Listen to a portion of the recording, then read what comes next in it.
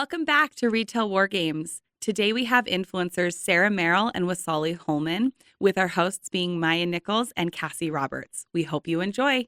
It's exciting, especially because we get to meet with you guys. You know what I mean? That's like what I'm excited about, is hearing what you guys are doing, what you're about, everything that's going on for you guys. So spill, tell us what you guys are all about, what you do day in, day out. Okay, we can do that. All fun things. Yeah. Most of the time. Just kidding. I feel like it ebbs and flows. Is this like for you? Like, I feel like I'm either like, cool, I got this, or it's like 10,000 brands want everything tomorrow and everything has to go live. And I'm like, I can do this. I feel like I'm at the point where I have to reach out. I have to talk closer when we start. I feel like if I want jobs, I can get them, but I have to be like sending a lot of emails. Yeah, totally. And I feel like the platforms is not working anymore for me. Like, are you on like Aspire or Popular Pays or? Totally, girl, I feel you. Aspire's the worst. Well, it was really good, and now it's like, yeah. It's like, totally. So I feel like the best way now, I either get like PR agencies reaching out to me, and then that's how we get like the Otter Pops was like that. I've worked with like Sam's Club, and that was like my best partnership ever. They paid me like so much, and I still like can't believe it. Yeah. But that was the best, and it was like email. So I feel like a lot of it for me is like emails, and if I want to work with a company, then I have to like reach out to them. But for Sam's Club, did you reach out to them then, or did they reach out to you? No, it was like a PR agency, because sometimes like they'll message you and they'll be like, hey, we're looking for influencers to create content for this campaign. It's usually through like a platform. And then most of it has just been like email, so like I just but do they handle like logistics through a platform? So it's PR agencies. Oh, okay. Like, it's literally like they'll just get my information. Like, I've worked with Always, like the pad. Yeah. Girls would know that. Oh, you're talking to me, and I'm like, okay, I have to look at this. But we haven't started, right? Yes, we did. But did? That's why. So I want to. That's okay. Let's talk pads, ladies. I want to backtrack just a little bit, because this is actually fascinating, right? For people who I'm on the brand side, getting them into the retail, right? So this is actually a whole different side of it that is so intriguing to me. I would love to know just how you guys got started, like what gave you the idea, and then maybe dive into like how it works. What do you do? Because that's kind of where we were at. But what is your influencer story? Yeah.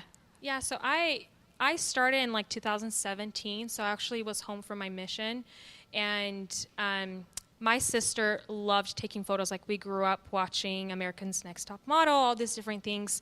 And so I remember we had moved with my husband to California. Me and my husband moved to California. And when we were there, we would create photos, like just take photos with things, because I've always done that. I've always taken a lot of photos. And then when we were in California, I started having like brands like reach out to me. And that was not a thing in 2016, 17, like influencers were not a thing. And I just remember they were like, oh, we'll give you this for free if you take a photo and send it to us. And I thought it was the coolest thing ever. Like, I was just like, oh my gosh, this is so awesome. So that's kind of how it got started for me, was kind of not intentionally. Not everyone was doing it. You couldn't find anything online that really supported like being an influencer, because it wasn't a thing. So that's kind of how it got started for me. And then it was just growing. Like, at one point I was like, oh, this is being a lot of work for me to create content, because I have to drive somewhere to take the photo, or, like I have to buy props for these photo shoot. And so I started charging, and then it became like an evolution. It's been like really fun to watch, like how much I, used to work for, and now how it's evolved, because it's been so many years now. So that's kind of how it was for me. I was going to say, what was your platform size at the time when you started to monetize from brand partnerships? Like, very small. I think I had like maybe 2,000 followers, but the payment was like $50 for, this thing. Yeah. And I just thought it was the coolest thing, because I was literally doing I just love this. Yeah. This is so cool. Like, they're giving me, this makeup, or like things that I felt like I didn't have to buy, but I was getting it for free. So that was kind of my mentality at the beginning, was just more fun. No, I love that. And that's honestly the best way to build a business. That's how I got started too, was I enjoyed doing it. And people were like, wait, can you help me? And I was like, wait a second, I could like turn this into something. So I think that is the best way, is out of pure love. Yep. Cool. Okay. gosh, I don't know. I could share so much and so little. So I guess I would say that I'm an accidental content creator. Like, I didn't ever mean to become like an influencer, I guess. I still don't really think of myself as an influencer. I think of myself more as like a content creator because I'm not really lifestyle. I'm more DIY. But basically, I went into an RC Willey 8 months pregnant, and I was like, all these dressers are not cute, and they're thousands of dollars. So I got on Facebook Marketplace, and I'm like, okay, this cheap, janky IKEA dresser is free. I'm going to go pick it up, make it what I want it to be. In hindsight, I never would have picked it up. It's outrageous. But anyway, then I just kind of fell in love with the furniture flipping process, and I thought it was so fun, and it took my mind off being so pregnant, which you guys can probably all imagine, 8 months pregnant, middle of July was not a good time, but it was so fun. And so I created this little space for my toddler and so that my newborn could have a nursery. Anyway, so that's kind of how I was into this, but it was really just a hobby. And I actually have a degree in public relations, and I was working in marketing at the time. And it was just kind of like a side thing. And my boss was like, hey, you should start an Instagram just so you can document all these furniture flips, with the carousel feature. I'm like, sweet. So I started an Instagram, Sarah Flips it. I'm like, that's kind of cute, whatever. I don't care. I'm never going to show anyone this. Then I go to work the next day, and my coworker's like, what's Sarah Flips It? And I was like, what do you mean what's Sarah Flips It? I don't know. And I guess when you start an Instagram account and it's tied to another Instagram account, it will notify everyone in your contact list. So, everybody knew I started this Instagram account. So embarrassed. And then I was like, why am I embarrassed? Who cares? Just kept sharing. And then all of a sudden, kind of like you, it just started turning into something. And I started getting braver and sharing on stories, and I started gaining a following. I had my first reel go viral, and then I'm like, oh my gosh, I should try to monetize this. So I actually took Maya's course when we were both babies. Our accounts grew up together, right? I know. I was talking to Wesley. She's like, how do you know Sarah? I was like, we go way back. We go way back. I think it was honestly within the first few months of my business that we started working together. The first few months of mine. So I started taking it more seriously, and I was like, I don't even know if I can monetize this, but let me learn about this world, right? Yeah. I think people are scared to invest in themselves up front. No one thinks about that. But admittedly, I had some pushing from my husband, you can do this, because it's terrifying. I think Gen Z calls it chasing clout. So, I was worried. I'd be like, oh my gosh, am I chasing clout? Whatever. But I'm like, who cares? Anyway, took Maya's course, highly recommend. Now she is killing it, and she's a boss babe. But took her course. I started monetizing my account. I was working for this company for 7 years. It's a B2B tech company in Logan. And I was the marketing manager for this multi-million-dollar company. And then all of a sudden, what I was making on Instagram surpassed my salary there. It also was 1,000 times harder, but it was also so rewarding and fulfilling. Anyway, so I just started working with brands, and that's kind of where I landed now. And now it's just amazing. So I guess I quit my job, obviously, and now I'm creating content full time, and it's just so fun, and I absolutely love it. That's my journey. Sorry, I'm long-winded, awesome. No, but no, that was perfect. Yeah. I love that. Well, and it's just fun to hear that process, right? Because nobody has sometimes that courage to say, okay, I'm doing it. I'm taking that leap. And I think that's really, really just heartwarming to hear, and something you guys should be really proud of, as a whole. So that's incredible. So now we have the story. How did you build, that brand awareness of what you wanted to actually do, and it sounds like you knew when you walked in, you were like, I'm not paying for the furniture, but where did you decide exactly what brands you knew you wanted to work with to build that following continually? Basically, what is your niche when it comes to brand partnerships? So I think for me, that's one of the things that I struggled the most with social media, because I love everything. And so if you go to my house, the things that I promote are usually the things that I use on my daily basis. So first, I was traveling a lot, and so I decided, I'm going to work on creating content for hotels and different things. I've been on a journey with my content creation because I legit love everything. So it was just kind of harder for me to decide on a niche. And then once I had kids, it was just a little bit different, because then, I can't travel as much as I used to. I still can, and I have done a lot of travels, but it's just different. Yeah. And so I feel like I've been on a journey with my content creation, but for me, it's just picking the brands that I actually use. And once I work with the brand, it's really important for me to have a good relationship with the brand, because a lot of the times you see like influencers or content creators that they'll post once about something and then they never post it again. And for me, I'm like, no, I will support your business, because I actually have a business on the side as a dress company. It's called Nolia Bay. And I've realized, being on that other side, of how important it is to have people believe in you and support in you. And whenever, we have partnerships of people like apply to be content creators for us, it's really cool for me to be on the other side of that part of the business. But I also feel like I notice the people who will post us, right? Like, not because we're giving them something, but because they genuinely love our product. And so for me, it's I want to show that to the brands that I work with, that, hey, I'm loyal, I'm going to be posting about your sales. I'm going to be, posting about your new collection or whatever it is. And I want you to think of me. I love going to events, and that's something that I'm very lucky that I live in Utah, and there's a lot of events that happen nearby, and I'm always going to support, whether they're launching something or they're announcing something.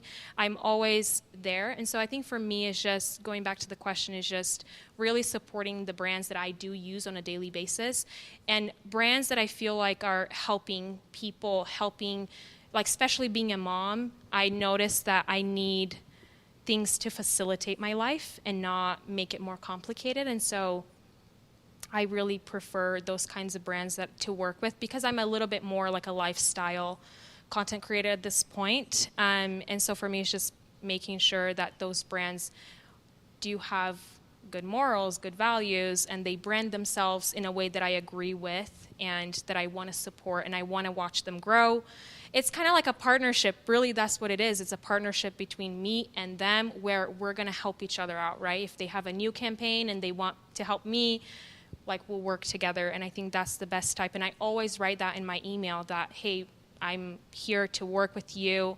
I will continue to post about the product, because a lot of the times you get something and then you post that one time and you never post it again. And for me, it's like different. I like to show them that I'm loyal and I'm there to help with whatever comes ahead. We don't know what's going to happen tomorrow, like, just because a brand or a content creator is doing really well today doesn't mean that's going to continue like that. And I think it's really important to have that support where people are going to continue to buy your product or, support you, promote you, help you. So.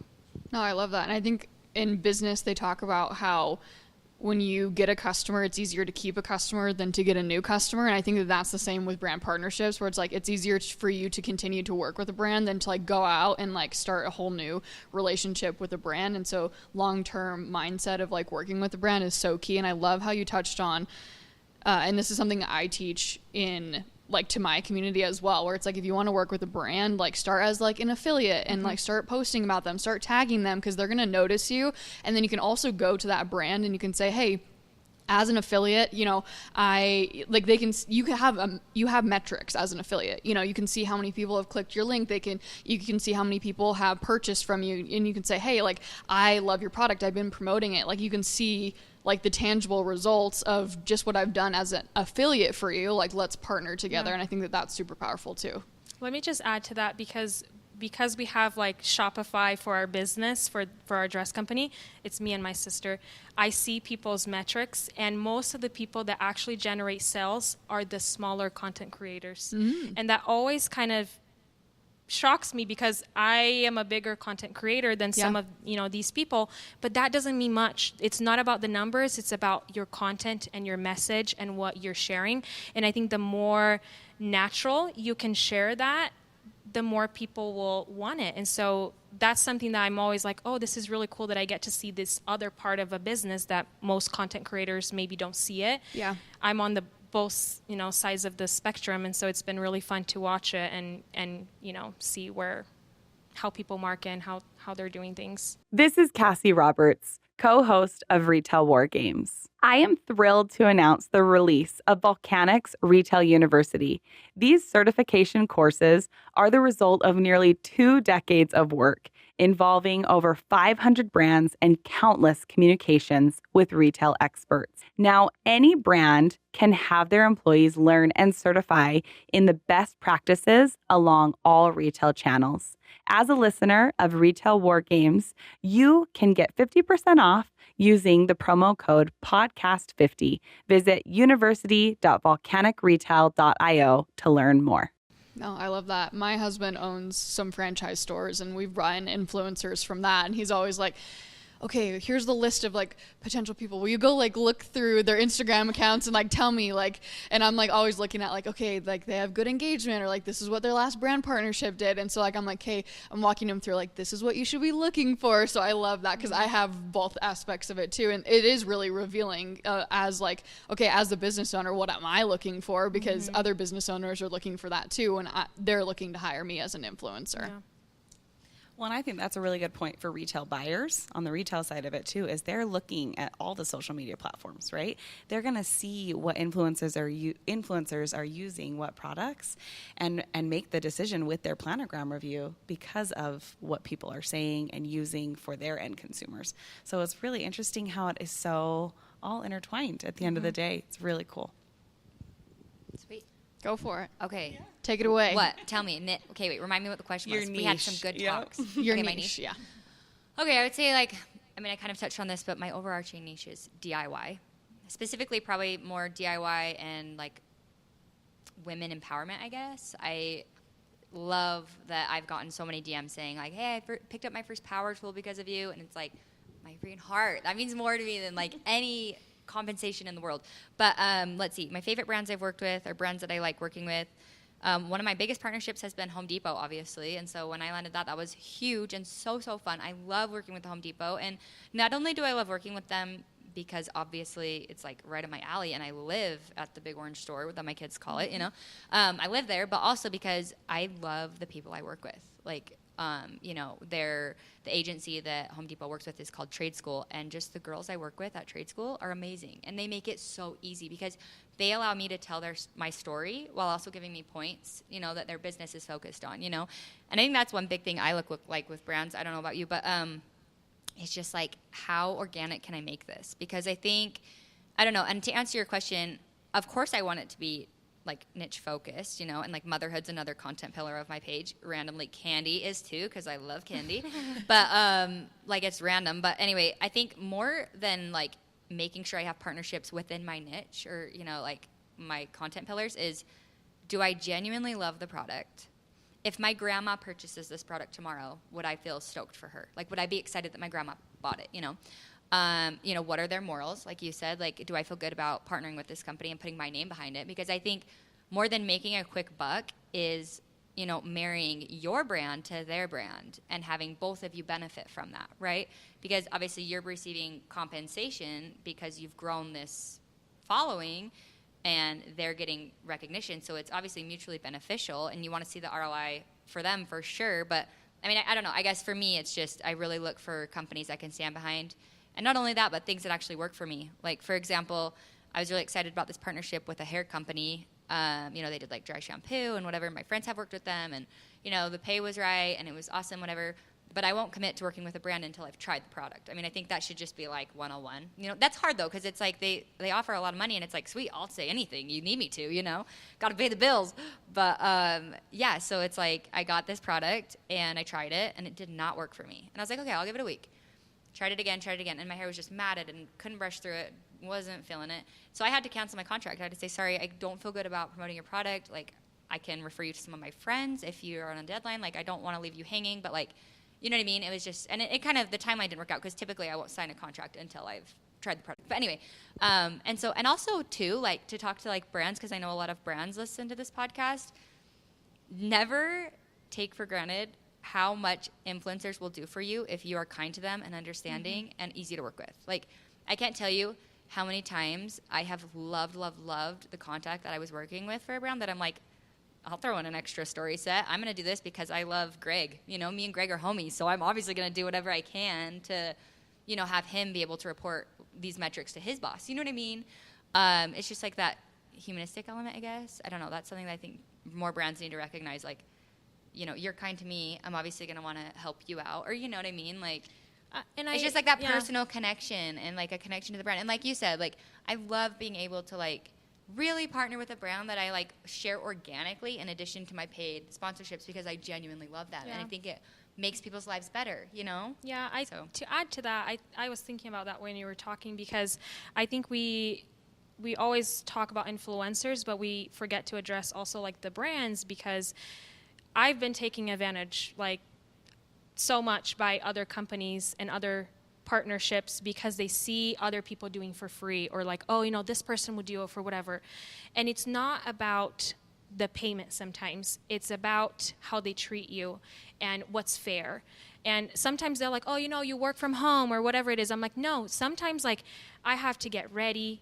I have to go out somewhere. Sometimes the weather is not very, you know, it's not happening. That happens so many times where I had a plan and I'm like, I'm going to go to the beach, you know, do this photo shoot, and it doesn't happen. And it's really frustrating sometimes when you're working with companies that they don't value your job, and they don't understand, like even to edit a clip, sometimes it's like 20 minutes or 30 minutes of a video and I have to edit into 30 seconds. It's not very simple sometimes it's simple, but most of the times it just takes so much effort, and then I have to pay for, you know, whatever I'm like the app I'm using, or more storage on my Google Drive. Like we have expenses that maybe people don't realize that we have. Even in my home, if I'm like projects, like I have to hang a chandelier or whatever for this video. I mean, there's just so much that goes into it that I feel like the brands really need to understand that it's never free. And I always tell that to my husband, it's never free. Like there is a price for everything. And even though you think in your mind like, oh, this is a free product or whatever, it's going to take time and effort, and like it's going to occupy your mind.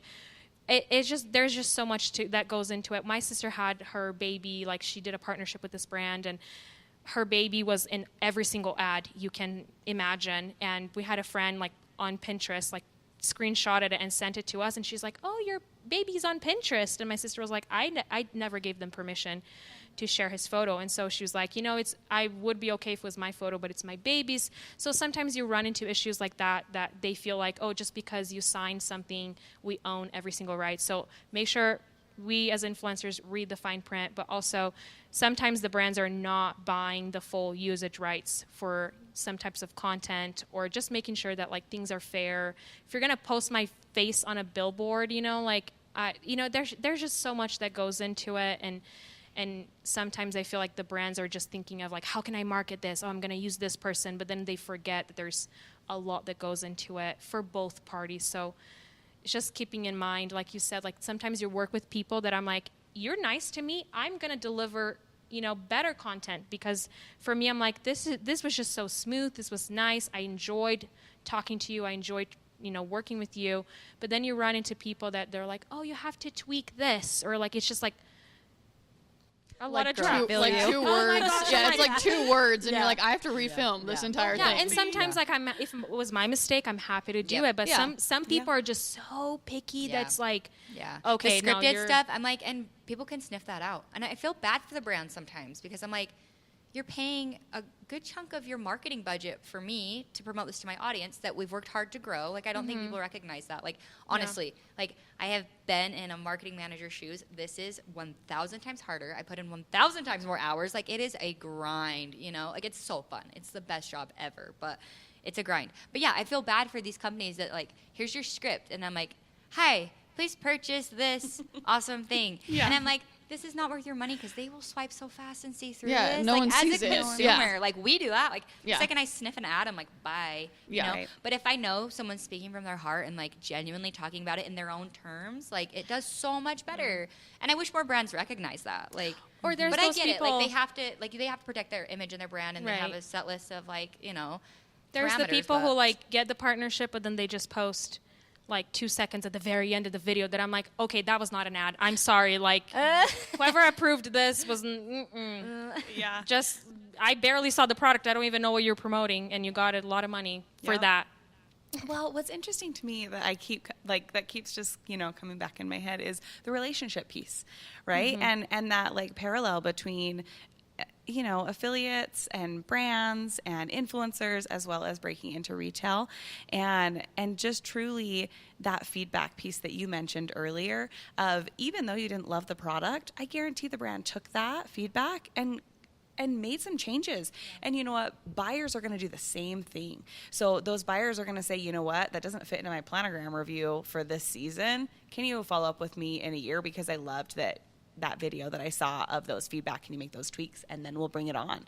And so I think that sometimes like that feedback piece is actually beautiful for that relationship if brands can use that relationship to their advantage too. So I think that was a really cool tidbit of the full circle relationship and feedback, and really cool pieces there for everybody listening to. So, okay, I'm going to dive in a little deeper now. I want to know, we got the niches down. How does it work, right? How do you said you send emails. You said sometimes you just wait. How does that really look for the listeners? So for me, I've been on social media for so many years. I actually went to college for social media marketing. So I feel like I've just done so much at this point that I'm like, okay, I should apply everything that I learned, but I haven't. It's just so much. It's really a full-time business. There's just so much that needs to be done. I think the part that I kind of, I forgot your question. I went on a loop in my head and I forgot. Great. Let's circle back. So how does it work, right? So in the trenches, okay, if you're sending emails, how are you landing brand partnerships? So I feel like when I first started, there was a lot of like websites or, apps or whatever that you could use that would connect you with brands. So it was kind of like a third party where you just put how much you wanted to get paid, you applied for the campaign, and then you waited and heard back if you got approved or not. So that's kind of how it got started for me. There's a lot of great things out there. You kind of had to discover some of those platforms first, and then as soon as it got saturated, I feel like I had to move on to the next great thing. So that's how it was for me for a really long time. I think since COVID hit, there was something that happened where some of those platforms that I used to use just kind of went awful. And it was really hard, right? Because then we went through this phase that a lot of people were struggling during COVID. A lot of companies were closing. There was so much that happened that I was okay with how I was. I had my first baby, so I'm like, this is not my first priority right now. And then once I kind of got back on continuing with my platforms, I discovered like cold emails were perfect for me. Just pretty much messaging a brands that I have worked in the past or brands that I just want to work. I always ask for someone's email. That's my thing. Like even on Instagram, like, hey, who's your marketing person? Who can I talk to send a proposal? That's kind of how I do it. And then I get the right person's email. And some people do it different ways, but I feel like that's the best way. If they want to work with me, they're not going to mind sending me their marketing person's email. So I usually try to get their email. Then I go on, I email then say, hey, I talked to your social media person. They gave me your email, because that also happens. A lot of people will share email, right? Like contact information. And I don't share anything. I'm like someone who's like, that's not right. Like if you're sharing other people's emails, in some cases I'll be like, hey, there's a referral. I have a friend who would like to work with you. Here's her email. I kind of do that, but I wouldn't want people to have my email and spam me with like 100, collaborations, inquiry or whatever. So I'm like, okay, I just want to, like, if I get the email, I use that email.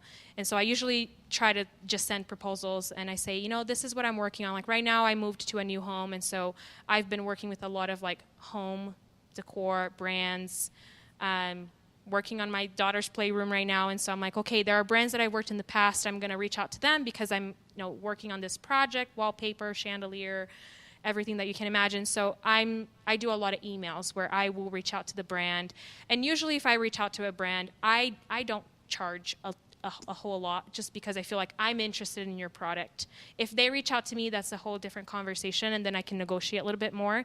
But most of the times I'm like, I want to use your product. And so I will help you. You help me. That's how it works. I'll promote your product. I have Instagram is a business for me, but I feel like it's also a lot about the relationship and the content that I can share, and there's so much that goes into it. But for me, what's working really well right now is just emailing and making sure I get in the right contact And a lot of PR agencies I've worked in the past, and I have their emails. And so I sometimes every now and then I'll message them and say, hey, do you have any paid campaigns happening right now? And then they'll tell me the list of people that I can work with. So it's been really cool to just have those relationships, those connections, and then just email right now works really well. If there's like a form or something that I have to submit, then I'll do it. But I feel like for me, the best way has been like email. I love that. And I was actually on a podcast interview with a brand partnership expert who works on the creator side, and it's an agency that pitches. And I was talking with her, and she said something that's working really well right now for creators who are pitching to brands is pitching around a life moment. So what you said around, I'm moving into my house, or I'm renovating my basement, or whatever it is, or a birthday is coming up, or we're going on vacation. Like those life moments, brands are like eating that up right now. So I love that you touched on that. And the other thing that you said, oh gosh, I'm gonna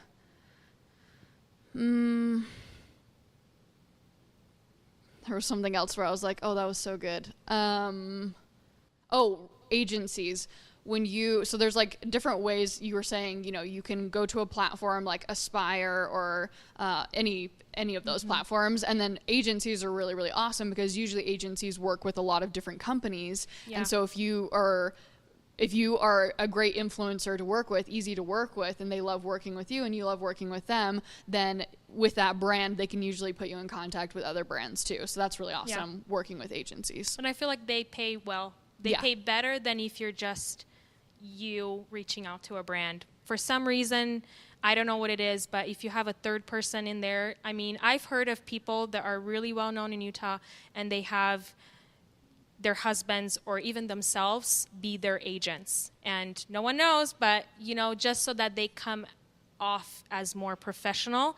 Like I'm representing Brazilian Babe. Here's, all these different things. So I feel like that works really well. It's not like you're lying, but you're just, making sure you're also sounding professional and you have someone representing you, even if you're yourself. Yeah. Well, I think too, like separating yourself in negotiations. Like for me, like when I go in to negotiate with a brand, I'm always like, what are they going to say? Like when I hit submit, I'm like, oh my gosh, are they that submit moment? You're like, okay. Yeah, I'm like, are they going to be like, oh, never mind. Sam Kolder, actually, I used to love Sam Kolder, and he was like this big influencer for many years. I don't know how he's doing right now, but he was like the best video person ever. And he talked about in his course, like you have to charge 3 times higher than what you would normally charge. Because you're going to go into negotiations. And then the brand will come to you and negotiate lower. And so every time, that's what happened with Sam's Club. This is really funny. They came to me and they said, how much do you want to charge per post? And they went on like 7 posts. And so I gave them my rate and they took it. And I was like ready for the negotiation part and it never got to that. I was like, wow, this was really cool.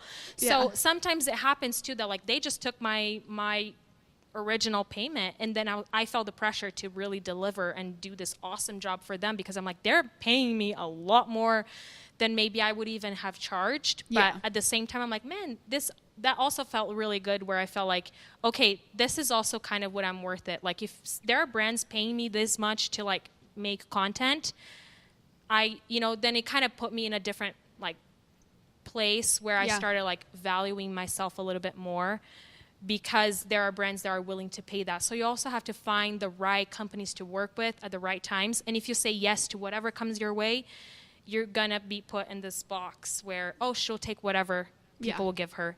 And that's not who I want to be. I mean, that's maybe how I started, right? Because it was so new, so exciting. And then now I'm like a lot more picky with my partnerships in the sense that like it's not about the money, just the money. It's about the whole picture. And Amen. Okay, kids on social media. It's been all over the news. Even the Surgeon General has issued a warning about social media's impact on your young mental health. As parents, we need to connect with our kids, but we don't want to hand over the whole internet to them. So what do?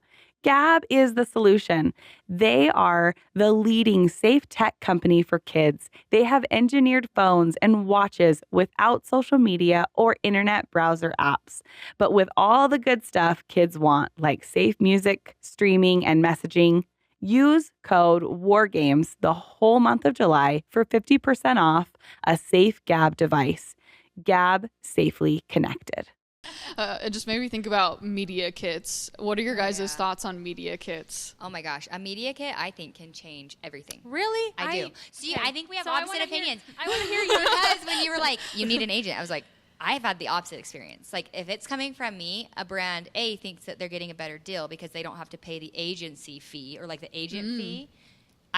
In my experience, like me, because my husband actually, like, like people say, oh, my husband, no, my husband's like straight up my agent. Like, he kills it finding brands to work with for me. And we're like a partnership, but he always emails from Sarah Flips It. Like, it's never from anyone else. And I did have an agent because once I hit like 100 or whatever, I was like, oh, I need an agent. Like, this is the next step. Like, I'm legit. Yeah. And I hated working with an agency. And everyone's had different experiences working with an agency. And some brands love it, and I feel like some brands don't. But for me, it was like, maybe it's just because I'm a control freak. I mean, probably that's like what it actually is. But like, I just felt like I want to be in the trenches with this brand. Like, I want to know, I don't want to be going through this middleman to be like, hey, like, what are you focused on right now? What products are you really wanting to push? I can build a story around what your marketing plan is because I've been, like, you've been on the other side of it with your retail company. I've been on the other side of it as a marketer, you know, in B2B. It's like, I know what a half-page ad costs in a small niche magazine, and I know it doesn't do anything. You know what I mean? And I also know that word of mouth is the most powerful form of marketing. So brands are able to do this on a small-ish scale, but larger. You know what I mean? It's like, you have word of mouth coming from someone that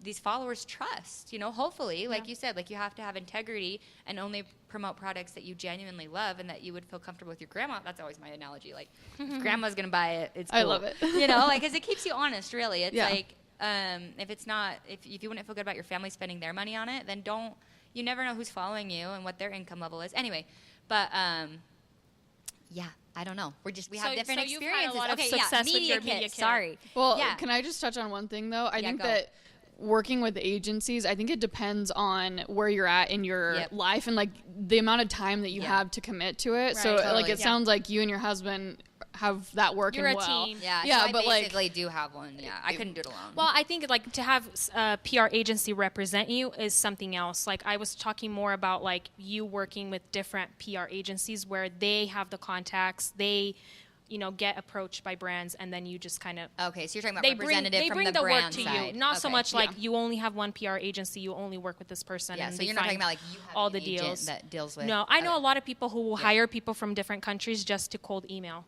like, Yeah. brands all Yeah. the time, and Yeah. they'll pay, you know, a couple bucks, and Yeah. people would just be Absolutely. all day just emailing.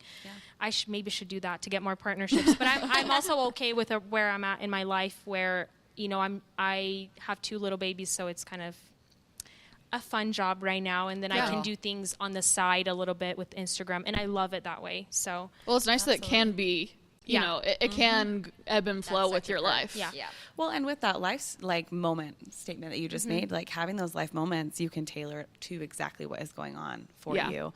I would love to know, I think a reoccurring topic today has been just that it's hard work, right? And I think that it's really important for everyone to know that on every aspect of this, like, area, right? It's difficult to be a brand. It's difficult to be an influencer. It's so difficult to be even a buyer if you're trying to break into retail. And I would love to just know, like, the grind. How do you balance that? How do you live your life? You have 2 Maya's littles like, that you just all Do 3 we? of you guys. Is this a therapy session or a podcast episode? I'm like, are we surviving? I don't know. I know. I'm like, Day to people day. don't know. Like, that's the thing. Is like before becoming a content creator, honestly, I think I followed maybe 2 of them. Like, I wasn't really in this world, but I always saw influencers as like these glamorous people who got to show up, get free stuff, get paid to just like walk in, walk out, and like live their life. I'm like, that sounds like the dream. And now, like, being in the trenches, like, truly, it is the most amazing blessing. And I don't mean to like downplay how incredible it is to, you know, have your voice be heard by a lot of people and be able to share your story, and, you know, be paid to do what I've always loved videography. I've always loved DIY. I've always loved, like, all these things that just kind of come together. But I'm telling you, you can do it. Like, everybody listening out there, mostly, I mean, I guess it's mostly brands, but like, and people's like, it's so saturated, but I'm like, I don't even think we're scraping the top of the iceberg. Like, you can do this, but you have to know going into it that it is a job and a half. Like, it is so much more than you see on Instagram. And it's amazing, and you'll learn and grow so much, but it is hard work. I've never been so emotionally, physically, and mentally drained in my entire life, but I've also never been more fulfilled. Do you know what I mean? And so I just think, like, anyone that wants to know, like, what the day-to-day is and, like, the ins and outs of influencing, it's like you just have to really stay true to yourself and not get lost in this crazy world and set boundaries for yourself. Glad you're finally doing that, Maya. She used to be a psycho worker. She probably still is. She's like taking on so many one-on-one calls. I'm like, girlfriend, go take a nap during our 30 minutes, okay? No, but like seriously, you have to set boundaries for yourself because it can eat you alive. And like as much as people think, like being on both sides of it, like this is so like this. Someone put this on a pillow, but like money really doesn't buy happiness. You know, it's like you think when you get to a certain point in your life, you're gonna like finally have made it, but it's like really, it's like taking it day by day, and like I said, setting boundaries for yourself. But so much goes into this, and I have so much respect now for content creators and brands trying to get their stories out there, small businesses. It's like, it's a grind to know what's fair. Like, I've had some really harsh emails come through, like, I'm giving you this product, like, that should be good enough. And it's like you said, like, it's so much. Like, it takes so much to grow a following. Like, there's whole businesses built around growing a following. It takes so much effort, time, and energy and talent to, how am I going to set up this shot? How am I going to edit this together? What's my story? What's my end reel going to look like? How am I going to get this to go viral? Like, and then you have to suffer through the analytics mind games, you know, of how is this performing and things. Like, really is a mind trip. It's the best thing in the world. I can't downplay that enough. Like, it's so awesome, but I mean, there's contracts, there's review processes, there's making sure that, you know, they're sending up analytics. Like, there's a fun, like, girls that are doing this, and guys, both, it is insane. Like, it is so fun, but it is a trip. But I do feel like there's been this, like, evolution, like, in the best way. I think brands need to recognize and value these people who, I mean, I think of it like whenever I hear a brand talk about it and kind of downplay influencer marketing, or like, oh my gosh, they're getting paid for like doing what, you know? It's like, think about if you were to spend your budget on a magazine or a small, you know what I mean, somewhere to advertise. Think of it as the exact same thing, you know?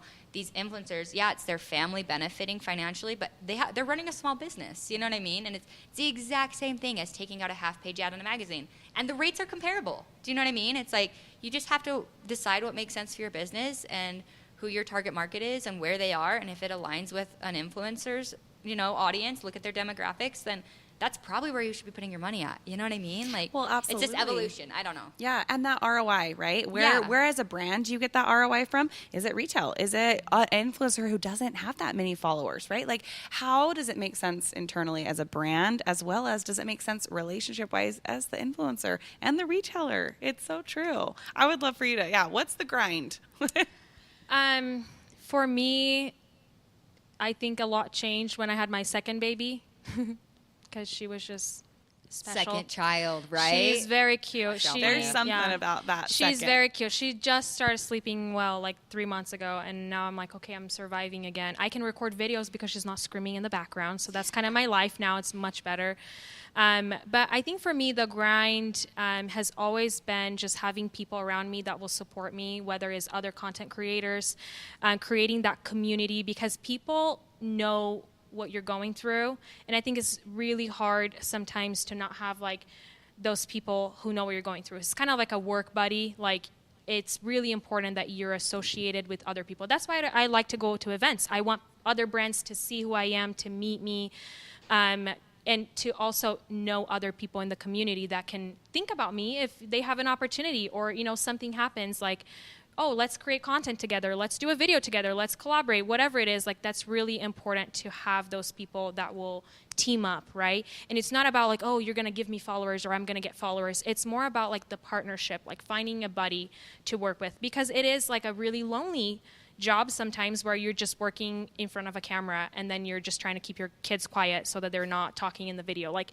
sometimes it's really hard. And so for me, it's just finding those people around you, like that support system, and those brands. Like, there are brands that I make an effort to go to every single event that they do. Like, I'm going to park, like a water park on Monday for this, you know, brand that I've worked for so many years, and I'm like so excited because I want to go in their swimming suits. Like, I want to show up as the person. And I sometimes feel like that's something that I value of other brands, when I see them like working with influencers that are giving everything that they have to the brand too. You know, I know people who never show up to any event because they don't want to be in events, and that's okay. But like I also see the people who make an effort to be there and be working with the brand constantly. So for me, it's just making sure that I'm, you know, working with the brands, and the hustle is like an everyday basis, making sure I'm around people who want to be around me and who want to grow together. It's a partnership. It's, you know, a friendship too. There's a lot of friends that I have that have come from Instagram, and they have helped me. We've shared tips. We've shared, you know, a lot along the years, and it's just like a fun thing to do, you know, to just have people who sometimes they're learning things and then they share with you and you're like, great, this is also what I've learned. So it's fun. It's a lot of work. My husband does a ton with marketing, but unfortunately he's so busy that he's, you know, my job has become like my job. And so I have to find like support in different areas, because maybe my husband is not the one sending emails to brands, but he's very creative, and sometimes I can get his feedback. ChatGPT, great to use for proposals, for everything. And then what I do, I tweak to make it sound like me, because, you know, it's my email. So there's lots of fun things to make your job easier. I love this. All these little tips and tricks are phenomenal. What were you going to say? Oh, I was just going to say, I think a lot of times brands, and maybe I could be wrong, but I think a lot of times brands think that it's just, you're just creating content for them, but you're also trying to maintain your social media platform. You're responding to your direct messages. You're responding to your comments. You're trying to negotiate with other brands. You're trying to, build out whatever it is so that you can actually create the content. You know, it's like, it's not just like, oh, let me just go film, you know, my floors or whatever. It's like my floors have to be put in. So it's like, that's like, you know, there's a whole process to it. And it's like, you have to, there's just so much that goes into it that I think a lot of times people don't even think about. And I think for me too, when I joined into like this online space, I was like, oh, influencers, like they're like putting, like I put them on a pedestal. I was like, oh, their job is so easy. Totally. Like, and it's not like, anytime I work with brands, and I don't work with brands very often because it literally, like, it is a full-time It sucks working the life out of you sometimes. Yeah. In the best way. Like I yeah, genuinely love no, it. yeah, for sure. But and it's work. Like no, it is work. And for me, people all the time are like, why don't you work with more brands? I'm like, it's a lot of work. Like it is. You have to really love it too. Like Yeah. you have to like be committed to it. Yeah, and there's a lot of things too, like not even just the actual like creation process, but like the back and forth too, where it's like, okay, you're negotiating back and forth. Then once you like sign the contract, it's like, okay, well now let me submit my idea, and then they have to approve your idea, and then you have to send them back like a rough draft. Then they have to, you know, like there's just like so much back and forth that people don't even see behind the scenes to like. For you to like post a reel and then you post it, or like you post, you know, your stories, and you're just like cross your fingers. You're like, I hope that this does well, because Like, please because I Instagram care. God, send this. No, literally, yeah, and it's because you care, you know, about the brand, but of course also like you want that product or whatever it is you're promoting to reach your community too. So yeah, there's just a lot that goes into it, and it is a full-time job, and it's a wonderful job, and it's beautiful, and there's so many wonderful aspects to it. But I mean, it is a job, and Yeah, it's it's something like that you anything. don't clock out of either. Yeah. You know, that's the worst. Yeah. Is you can't shut your laptop and go home. Yeah, there's no You have to closing like off. teach yourself not Yeah. to check your analytics every 5 seconds. Like, Yep. you have to coach your brain because you really do want it to perform well. Yeah. Like because know you what I mean? care. Yeah, you genuinely care. I mean, you should. And I think that's the hard part too, because sometimes the brands have certain expectations of like how your content is going to go, or like how many people are going to click on your link, or, you know, how many sales they're going to make. And I've had to tell brands before, like, I'm creating content for you. Like sometimes that's what I'm offering, right? It's the video, it's the photo, it's different things. It's not a guaranteed, you know, boost on your sales. Like sometimes I have no control over what people click. You know what I'm Yeah. saying? Like, and sometimes I've gotten people like, oh, but I thought you're going to have more sales. And I'm like, I'm sorry. Like, that's not how it works. Like, I'm content creating. And so that's why I've like changed. I don't call myself an influencer anymore. Every time someone says, oh, you're an influencer, I say I'm a content creator, because that's what I focus on. I'm selling my product, which is my photos, my videos, those kinds of things. I mean, you know, and then we can talk about maybe like the reach or engagement, other things. But it's really hard sometimes to work with brands that they have that expectation, like, oh, this is going to make my, you know, business boom. And I'm like, I'm sorry, like I can do everything right and it still go not the way we thought. That's the other thing, is it's so hard when you work with brands. And I get this, being on the other side of it, like you want to see a return, right? You want to see an ROI, but that doesn't always look like revenue, Yeah. A to B revenue immediately. But people have, and that was hard for me too, because it's like, look, at the end of the day, these people working with you, these brands, they have to go back to management with reports and say, here's how my partnership did. Here's what we generated. You know what I mean? And kind of prove it, right? Like, prove that this concept works. But it's so hard, and I struggled with this too when I was in marketing. It's like, you can never really, like, brand awareness is not measurable. I don't care what you say, brand awareness is not measurable. You can try, you can do a lot of things to kind of roughly get somewhere, but like A doesn't always equal B. You know what I mean? Yeah. And I think it's hard, but like the more brands recognize that, like, putting that bug in someone's ear and doing it multiple times, like, you know, like the 7-touch principle, like, Yeah. Right. people have to hear about something 7 times to even like consider purchasing. And so it's like, I do think that there's so much value in long-term partnerships. Like, Yeah, after doing this I for a agree. while, I'm like, if I were a brand, genuinely, and maybe this will hurt me, so maybe I shouldn't even say this, but since there's a lot of brands, if I were a brand, I would 100% pick 5 to 10 influencers and work with them all year long and spend your entire influencer marketing budget on these 5 individuals and just ride it out with them for a year. I think that would be so much more impactful than let's give one to her, one to him, and you over there. Like, it doesn't, like you said, like, you want to work with a brand that you can really, like, focus on. And that's kind of where I'm at with affiliates. It's like, I'm going to pick 3 affiliates. I'm not going to do a million. I'm going to pick 3. Because then it actually is substantial, right? Because they're hearing about it, and you genuinely use it and love it. You know what I mean? Well, and then you have a lot of data to support Right. on the brand side, right? Right. You know, okay, if I'm going to invest this marketing spend here, I'm going to get this much return out of it because I have 12 months of data to support Yeah. that. So I think that's a great strategy and something that, I mean, hey, you got to try, you know, you Yeah. got to try as a brand. You got to do something. Yeah. So, Yeah. well, just for time's sake, I do have one more question. And I think this is going to be a hard one. I'd love for you to answer too. Out of all the brands you've worked with, what has been a favorite? What would you guys love to see in some of these wish list retailers? Whoever wants to go, jump in. I'm trying to think. It's been My- so many.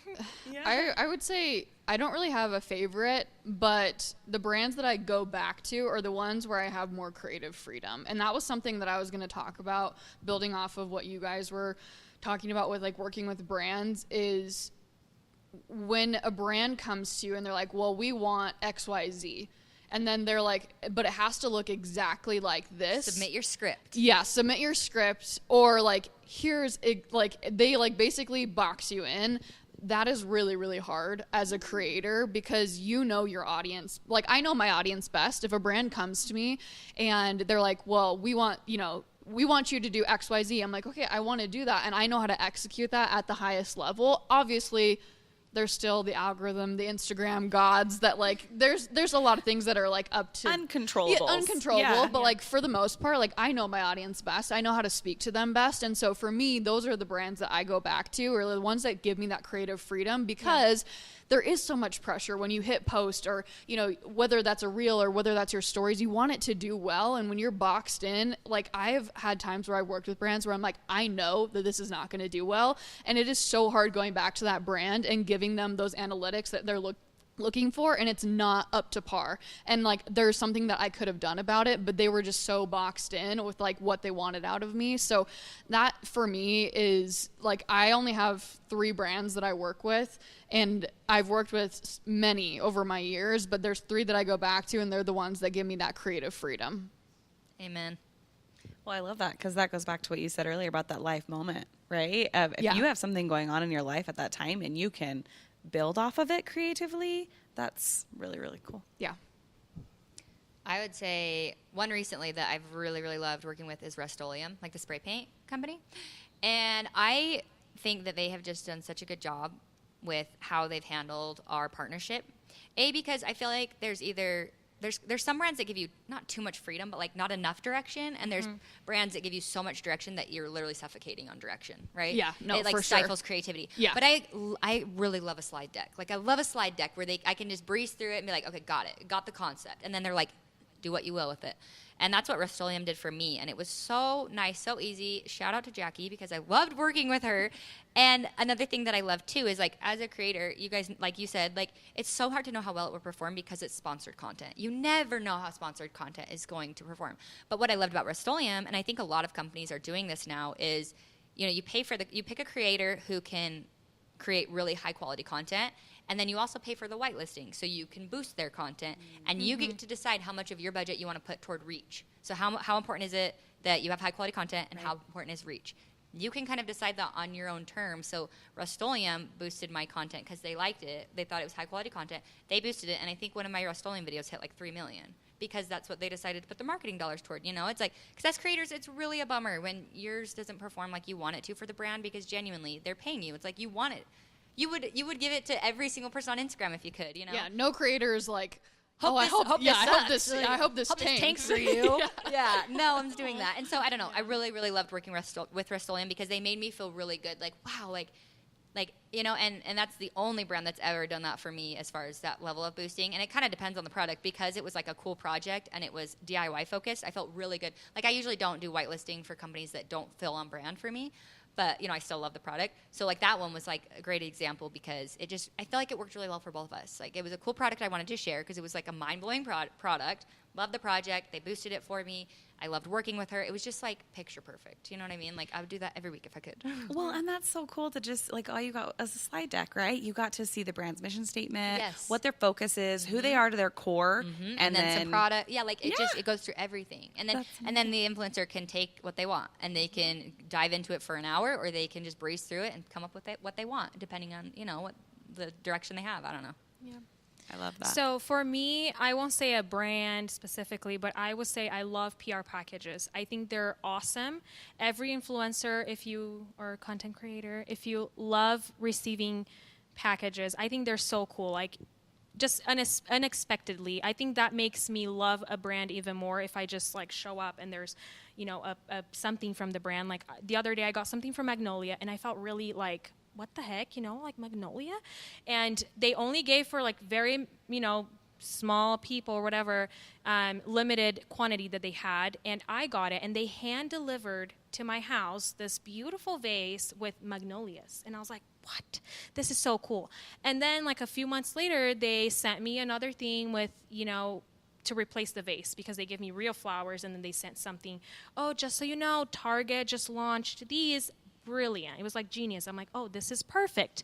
But I feel like those brands who have PR packages and will send to the content creators that they've worked in the past or they want to work with, I feel like that's a really great way to put your marketing budget towards, where you're giving them the products and they're like, oh, I'm going to share because I just received this package. It's really cute. Or, you know, I was needing these. I worked with Doze before. It's Khloe Kardashian's company, and they gave me like products once, you know, a long time ago. I promoted them, and then every time I would post my stories and tag them, they would be like, oh, do you need any like restock? Do you need anything? Like, we'll ship it to you. Every single time. Like, and then I stopped tagging them because I felt like, oh my gosh, they're always going to send me stuff and I don't want to like ask. But it was kind of like this thing where I felt so valued and so special that they would consider me, that they would think about me. So for me, like, if you're a brand and you're listening to this and you want to work with people, I think a great way to start is doing PR packages. Even if it's something small, you know, like I've gotten cute little things that I'm like, it's not about the value, but it's about like, oh, they thought about me. Like, they came to my house, they deliver it to me. I have multiple brands in Utah that will do that. They'll come and like literally hand deliver something to me all the time. And I always feel so special because I'm like, this is really cool. And it makes me want to share about the brand more. I mean, if it's a new product, I'm like, great, this is a new product. I have it here. It's not online. People can see it. And I tell people all the time, like, I have so many like leftover products sometimes that I'm like, if you ever want to try, I say this on my stories, if you ever want to try any of these products, come to my house. I'll give it to you and you can try it. Because sometimes people like don't want to purchase the thing. So I'm always like, hey, if you want to see this, if you want to try it, come to my house. You can try it. Obviously not everyone. I'm going to come to my house, but party. You know what I'm saying? Like, I feel like it's also kind of, I am totally happy to share the things that I get to with other people so that they can try it.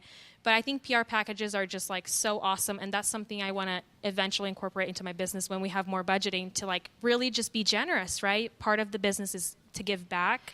And I think it's so great to just share that with other people. I think that is just so beautiful. And the one piece that I think that is so cool right there is the brand being so thoughtful to you and then you being thoughtful right back. And it goes back to that relationship piece, right? This is your one chance as a brand to put your best foot forward. Why not have that opportunity? And on the retail side too, put your best foot forward and have, like, when you're showing a buyer, same thing for you guys, right? Yeah. Those PR packages, I bet, make a huge difference. So I know that we're out of time. I know. I just want to say though, like, the common theme for me is there's a person behind everything. Like, there's a real absolutely. human being. Like, influencers are humans, brands, like, there's a human behind that. Customers, there's a human. And, like, just remembering that there's a human behind it all. Yeah, there's so much beauty in that. And I think just putting that energy and that, like, weight behind that of just relationships at the end of the day and how to do that. I just want to say thank you all. This was such a pleasure and so fun to just, pick your brains. So thank you so, so much. Are you a CEO wanting to ensure that your team excels in retail? Enroll them in Volcanic Retail University today. Gain access to comprehensive training and the latest industry insights. Visit university.volcanicretail.io and use code podcast50 for a 50% off discount.